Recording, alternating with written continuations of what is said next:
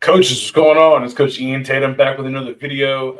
And today we're going to talk about something that every offensive line coach, either does or hits me up about, right? And that's talking about everyday drills.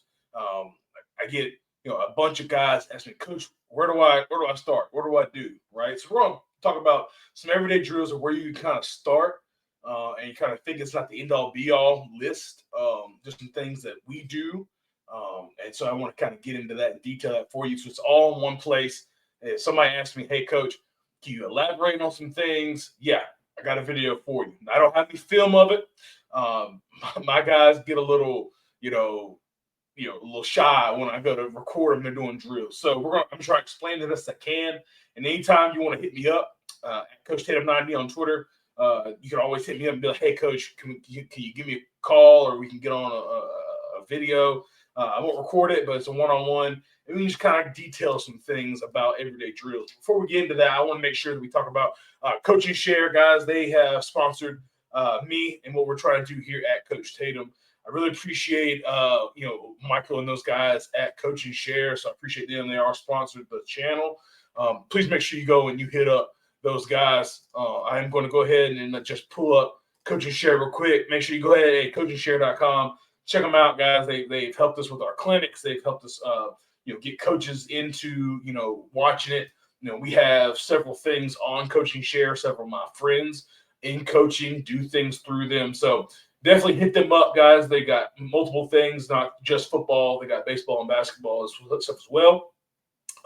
Just different resources, man. You can go in here and just get a lot of great stuff. A lot of stuff very, very cheap, right? For a lot of the stuff you can get here on Coaching Share. So just want to get them shouted out right there. And then lastly, I do all my diagrams and all my plays through First Down Playbook.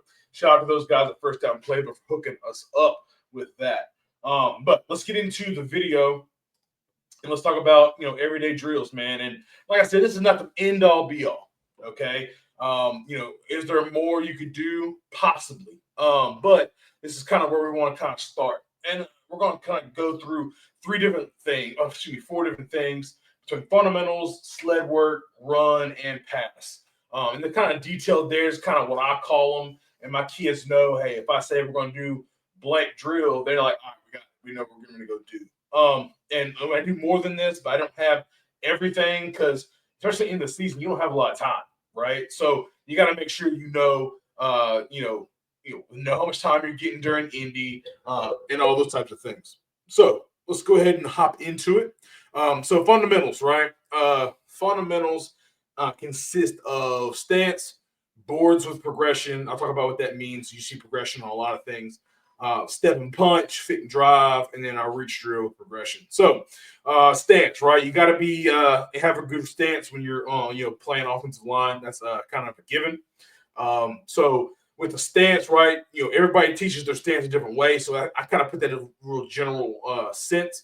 And with these drills, I'm not here to teach you exactly what to do with your drills. I'm just trying to give you a place to start, right? So stance, I get my guys in stance. We're on a 2-point stance, especially on varsity. My JV guys, I have them getting a 3-point stance, kind of teach the fundamentals of that. But in a stance, especially for varsity, we're in a 2-point stance where I want to be comfortable, right? I want to find a stance that is good for them, and how to play with leverage, right? So it builds through how we teach stance. So we'll do that very early on. I have, on my varsity guys, through the spring and the summer, and I have them the whole time. So I try to knock a lot of these things out, but we try to do stance every day. And how we do that is I combine two things. Because like I said, you don't have a lot of time. So I like to take stance and we'll move it into with our boards. Now, I do boards. Some people don't do boards. It is what it is. I'm a boards believer, right? So we have the boards and we'll go under the chute with those. So people aren't chute believers. Cool. Do you, right? But I have my chute. It's large enough I can get multiple guys under there, but I try to go 2 at a time. I'm in a 3A school, guys. I don't have 1,000 guys out there, so I go 2 at a time, right? And so I have my boards. And we'll work progression. So early on, whether we have helmets or not, I'll have them under the chute, and I'll have them put the right foot on the corner of the board, and I'll work a progression. So I'll blow the whistle. They have to step over the board and then step back.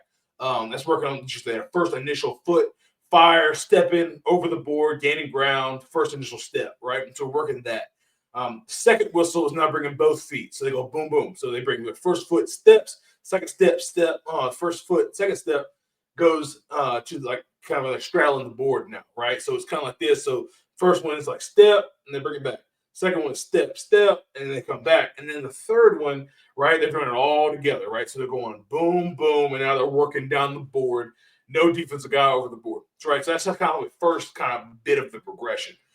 So we work on the footwork, we work on the stance all at the same time, and I need to make sure that, hey, you need to be pounding the ground. This is not, ballet class over here. We're not, just, tiptoeing. No, I want all your cleats in the ground, and we are stomping, and we are gaining ground with our steps. So from there, now we'll progress. Now I'll put a defensive guy on the end of the board, right? And it's right outside the chute. So they're kind of just standing there with the bag, right? And, you can teach the bag, have them grip on the top, grip on the bottom, right? You can put their arm through and grip on the top. But the bag holder's job is to force the bag down. Why? Because the offensive lineman, what I want them to do in that progression is they're going to go, they're one, they're two, they're three. When they go three, they're firing off and they're working down the board, keeping a great base. That's what the board's there for, so they don't stay narrow with their feet. They stay wide. Boom, boom, boom, boom, boom. They get to them, and now they're striking the bag, right? And they're having to work low to high. So low hands working low to high and lift that defensive guy. The defensive guy's working on keeping the bag down. So you're getting force being driven down. So now it gives them a better look for the offensive guy to go roll through, not rolling hips, but rolling through and roll up and lift that defensive guy and drive him out. Then we work for a finish, right? They don't stop until I blow the whistle, and they work a finish move to get them out of the gap, what I call get them up the club, and the kids love that. From there, once we put pads on, we're not working with a bag at that point. So now it's actual man. So now they're actually blocking a real guy. So now they're working same progression, and they're working through the guy with shoulder pads on. He'll be at the end of the board, and now he's working, the progression. He'll work down the board, and now he's going to fit, and he's going to lift, and he's going to drive that guy, and I'll have them finish on left or right, depending on what kind of a play we're doing. So that's the right step, and then we literally go through that. Everybody gets through one, and then we'll go left. So now their left foot is stepping first, and we'll go to the left step, and then they do the same progression, and then we'll tilt the board on a 45-degree angle. So the start, I have the boards, let's say we have two. They're starting like this, right? So then they do right foot, left foot, and then I'll tilt the boards at a 45-degree angle. So now they're working on opening their hips, right, and getting on their track, more of an outside zone, maybe a reach, something where they have to actually open their hips up and put them on a track. So now the boards are here, right, but they're going to stay straight, right? So now they have to open their foot and open their hips to where they're going to be stepping. So boom on 1, 2, boom, boom.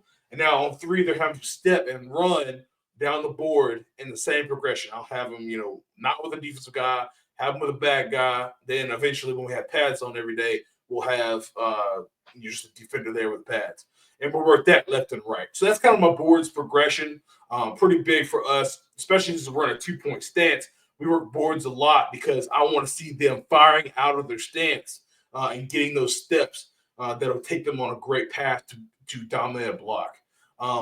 Then we'll kind of go to more of a step and punch. So now they're in a stance. Now have them, the old school where guys got a bag and they're swinging it, right? And they have to step and have to punch the bag on time when the bag lands to them.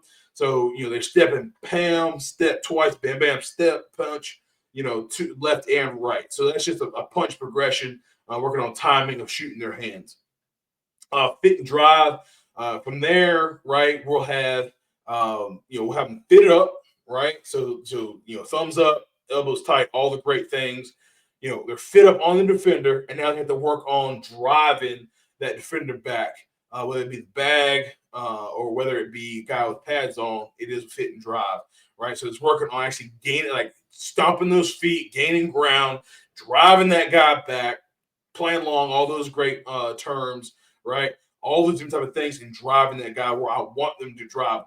So I'll be in the back. They're watching me, right? Keeping their eyes downfield, and that progresses to something different when we get to double teams. But I'm having them watch me, and I'm telling them which way I want them to finish a guy. So they're driving. I point to the right, then they're going to work their bodies around and torque, and then stomp their feet around. And I don't care about getting butts in the holes, guys. I'm worried about stealing a block, right? If I need to put my butt in the hole, so my body's between the defender and the ball carrier, call it what you want. That's what we need, right? So I'll have them finish, and now they're driving back that way. So if I point to the right, they're going to be working their bodies around to the right, the defender to the left, and so they're going to work around, and they start driving that way. It just works on just progressing with how a defender might move. And then our reach drill, right? And reach drill is pretty good for us.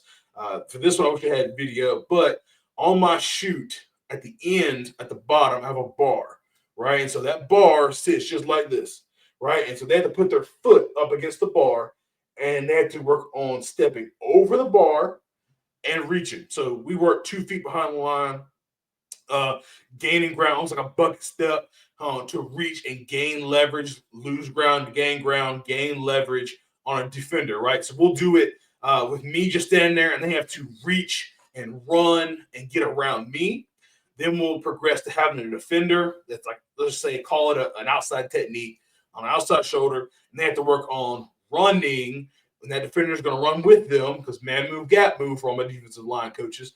Man move, gap move. The defensive lineman is going to run with us, and they have to work on running through that shoulder, the outside shoulder, and have to work on reaching that defender. And we do that every day, right? So it's working on just on those reach, whether it be sprint out protection, whether it be outside zone, whatever we may teach. That's what we're trying to do is teach that reach drill, that progression, right? And they do it to the left and to the right. And there's a lot more to the fundamentals, guys. Y'all know that. That's just places I can get you to start. It'd be great stuff. Then we go to the sled. And I know sled's pretty controversial. It is what it is. If you don't like sleds, cool, do you. But, we have a 5-man blocking sled.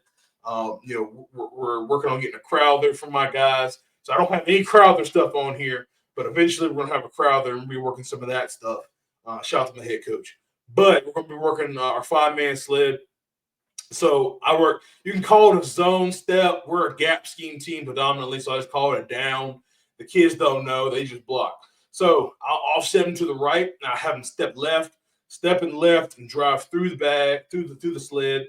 And I tell them, hey, I want to lift the sled. Why? Because I want to work low to high and lift the defender. So we work on lifting the sled, plus our sled is one that if you don't push it in, that sled won't go up.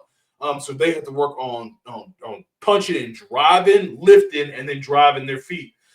And just a disclaimer, guys, I use the sled as more of a conditioning tool. I get that the bag is not simulated a human. I get it. I'm with you. But this is more of a conditioning tool to work on conditioning their body, but not only but conditioning their mind, that they have got to drive their legs through the defender till the whistle's blown. So we work that. We work offset right, stepping left, offset left, stepping right. Then we'll do what I call linebackers. They'll back up 5 yards. I really hone on not false stepping. So they're in an even stance, and they have to, whichever foot they want, has to step forward and gain ground now. And they run, they reach, they sink their hips and slow down, chop feet, sink their hips, and roll through the bag on the sled. What that does is simulating how to block a linebacker in space. Now I get it, the sled doesn't move, but this is just to teach the baseline, right? Eventually we'll go and we'll block linebackers in space, and we'll have drills for that. But this is a place to start. Then I'll have them same thing, 5 yards back. I'll have them face away, so all facing. They're all parallel with the sled. So I'll have them face away and have them trap left. So all the fundamentals of trapping, trap blocking, however you want to teach it, rip the lawnmower cord, however you want to do it, it's fine with you. So do it to the left, and I'll have them face me, and they'll turn and they'll block it to the right. And I'll have them offset 2 gaps. So just for a visual, if we're all head up on a 5-man, I'll have the left tackle out in space. I'm have the left guard over the left tackle. I have the center over the left guard, right guard over the center, and the right tackle over the right guard position. And they all have to skip right, and I'll set them again. I have them skip left. Again, just teaching different fundamentals. And then work gallop. It's not a traditional gallop, but I will have them off, they're off 3 to 4 yards, and I'll have them work that shuffle, and then work through, like work that shoulder, actually, bam, hitting the sled and driving the sled. And you think only working one shoulder into a sled won't make it move, but when you have 5 guys that are galloping and knocking into that sled, it'll move over. So I have them do it to the left and to the right. And I work down the line pass pro. So this is like the most baseline fundamental drill you can do on a sled. Basically, I have them go one at a time. I'll have them, my guy, he's right off the shoulder of the first bag, and he's setting, to the right, and he does not fire his hands. He does not hit the bag until he is in front of the defender. So I do not want them to hit and push their momentum to the next one, push and hit their momentum, push and hit their momentum to the next guy. That's not how you pass pro. So I'll have them, if they're in a right-handed stance, they're working speed. So they're set, bam, set, bam, set, bam, set, bam. I tell them, guys, I don't need you to hit this sled and lift it up. I just need you to, bam, strike. That's all I need you to do. Strike the pad, and we're moving down the line. I have them go to the right, to the left, and I'll have them what they call suicide. So suicide basically is they're over the first bag, they skip it, so they set to the right, they punch, they power down back to the left, bam, hit it, they set, skip the one they just hit the third one, bam, they come back, hit, power down, hit the second one, they go back to the right, set, skip the third one, set, hit the fourth one, and they go back and forth, and it just teaches transition, how to go from speed to power on and hit and punch, and bringing all those things back together. And it makes them have to remember, what do I have to do? All right, so set, skip, set, punch, come back, skip, all those different things. And then when you get the guys in there and having to do it, they're having to like focus on, how am I having to do this? And it just works on, going speed to power and transitioning, how they transition from right to left in pass pro. So that's kind of my sled work. Like I said, I don't spend a ton of time on it, right? That's, it might, once they get good at it, they know exactly what we're trying to get. We can do that in 5 minutes. And you're probably thinking, like, really? Yeah, we can. Like the first group can do it in 5 minutes. And we can kind of roll with that. And you have to kind of coach on the fly. Run blocking, right? So we work a down block progression, and right, we're a heavy gap scheme. So I'll have just my guys, it's a one-on-one drill, or it's a potted drill, or have all my guys up and just have a guy shaded, and we're working down block. How to work a down block, where to put your hands, where to put your hat. If you're playing against a defensive lineman that is a penetrator, right? He's working upfield. All right, great. Now I need to get my hat across. If he's a reading guy, he's going to stunt over my gap. And I need to put my head on his back so he works right into me. Just working those down blocks, right? So I work the progression, just how to step, right? It's taken from the boards to the sled to now out there in space. And then I'll add a defender with the bag, then I'll add a guy with pads, and that's kind of my progression from there.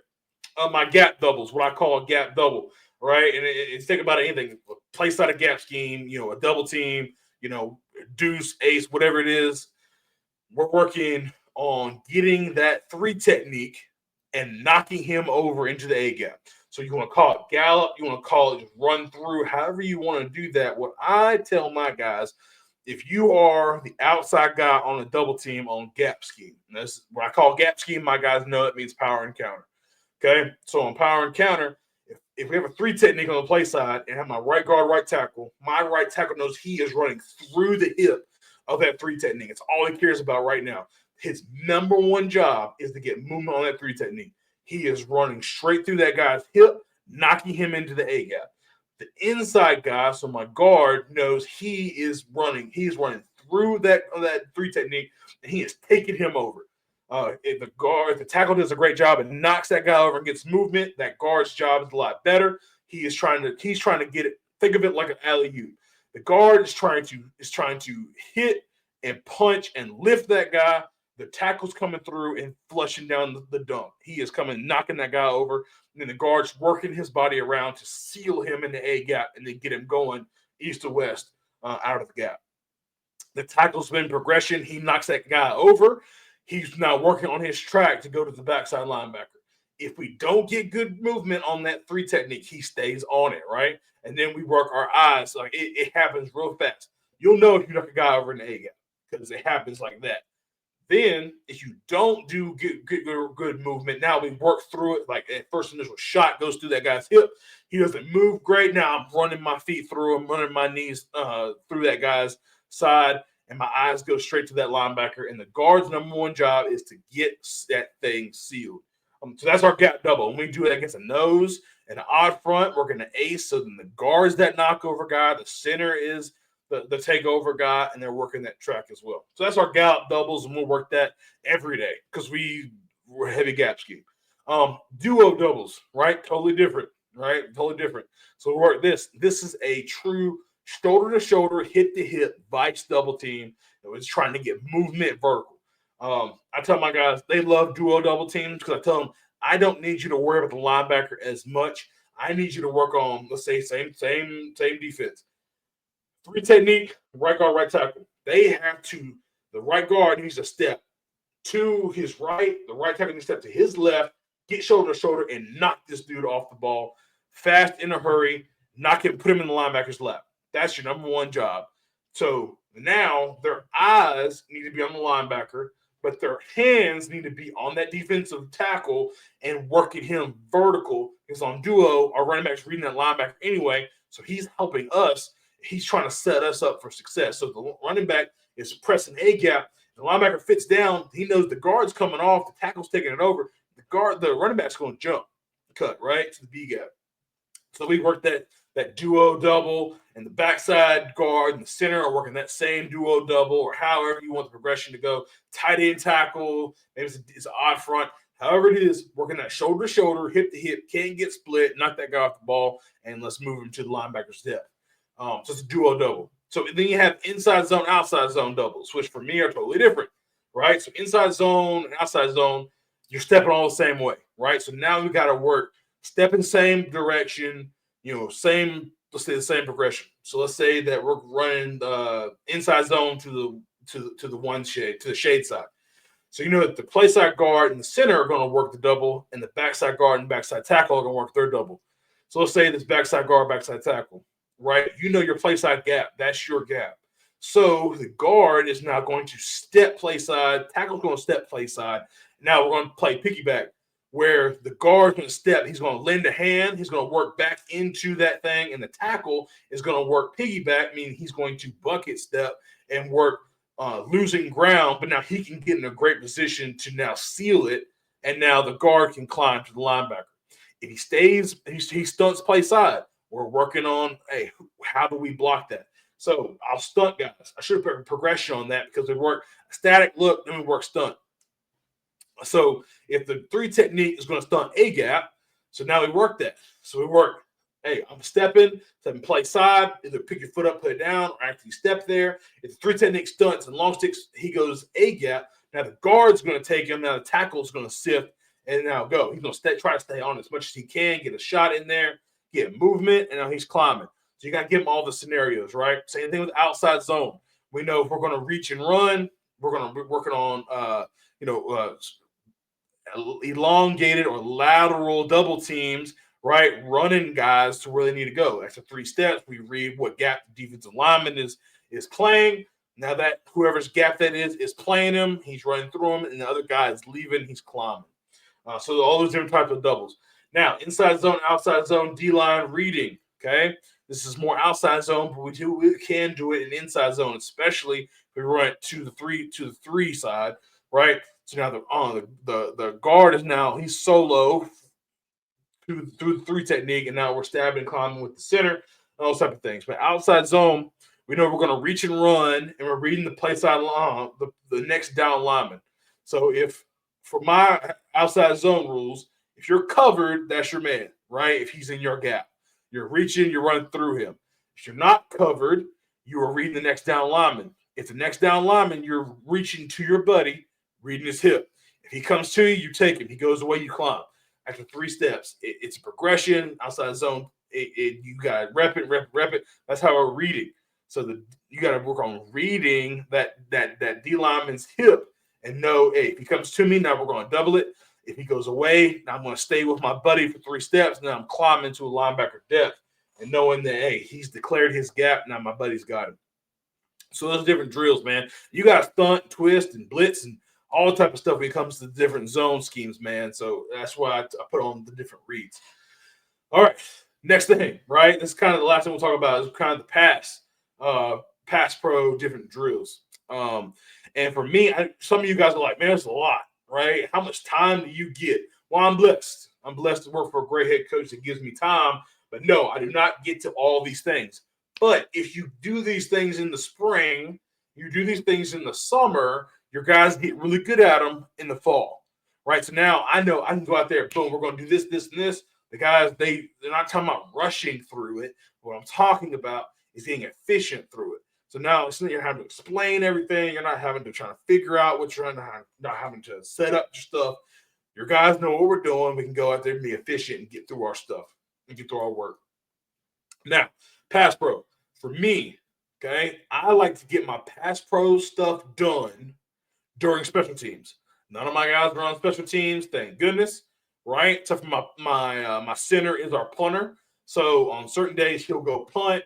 I have a backup center in. He needs reps, so he'll do a lot more of the stuff. Then when they go to another special teams, my center will get his work, right? So we call on the line, right? So I'll say everyone on the line. So they know that they're going to go, they're all going to work a right-handed stance.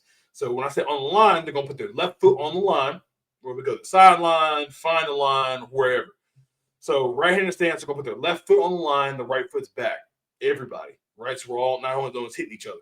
And we're going to work a progression. So we're going to work a zero set, which is the jump set. So if I'm in a right-handed stance, a zero set is just a jump set back inside, right? You're going to jump set on a guy and block him down.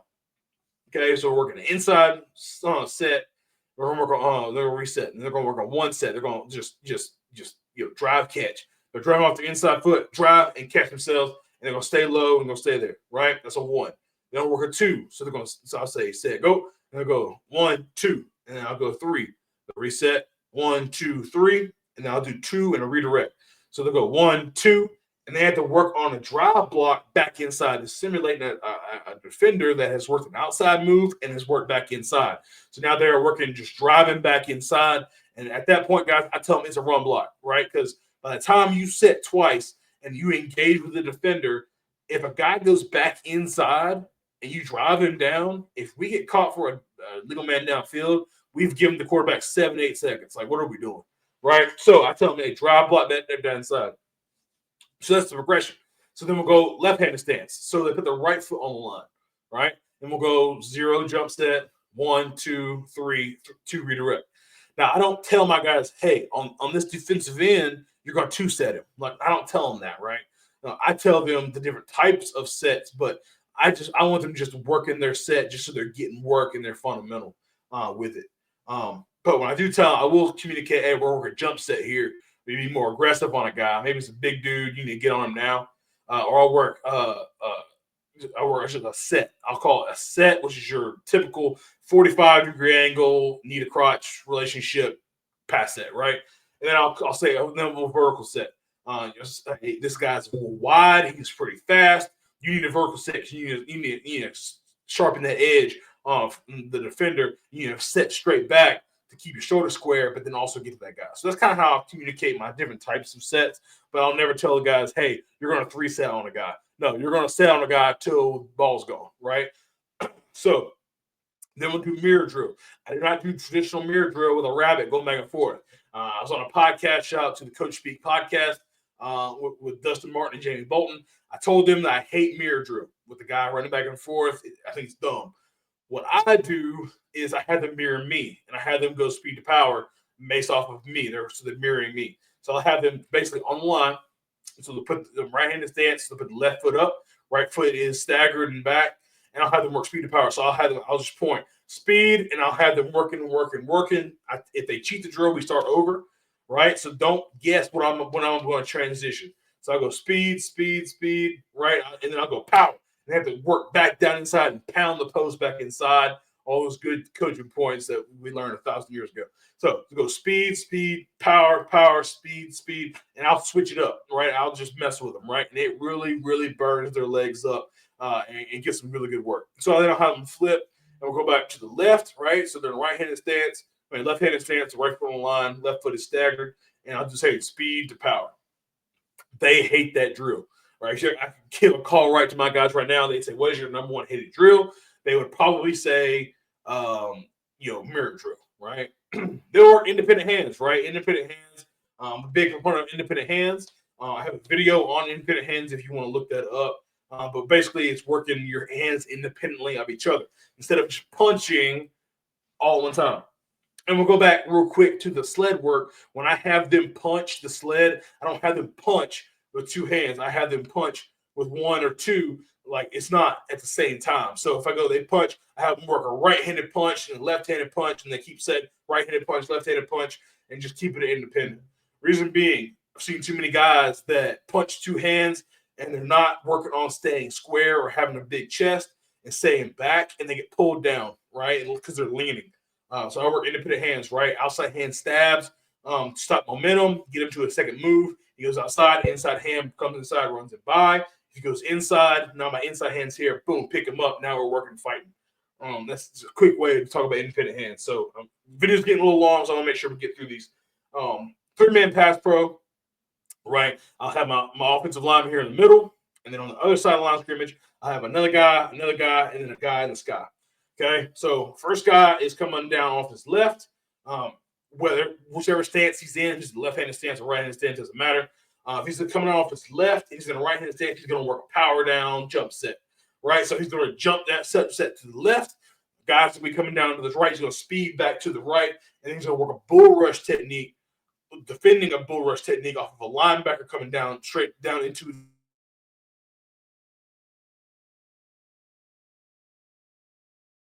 or hopping, or he's going to work on stepping, and gaining ground, and now driving them back. So he's going to work speed to power, then working the bull rush.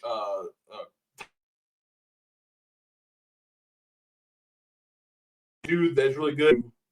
Defend against pass rush moves, right? How to beat the rip, how to beat the swim, how to beat the spin, all type of things, right? So if they're going to rip, right? So they're going to rip against you. They're going to dip their shoulder. I teach on bringing an inside hand that's independent, right? So he goes, I set, and I punch my outside hand. He goes to rip. I take my inside hand, and I push down his shoulder pad because he's going to dip when he goes to rip. Push that shoulder down. More often than not, they don't have their cleats to the ground when they go. They're not under control. They're going to slide and fall.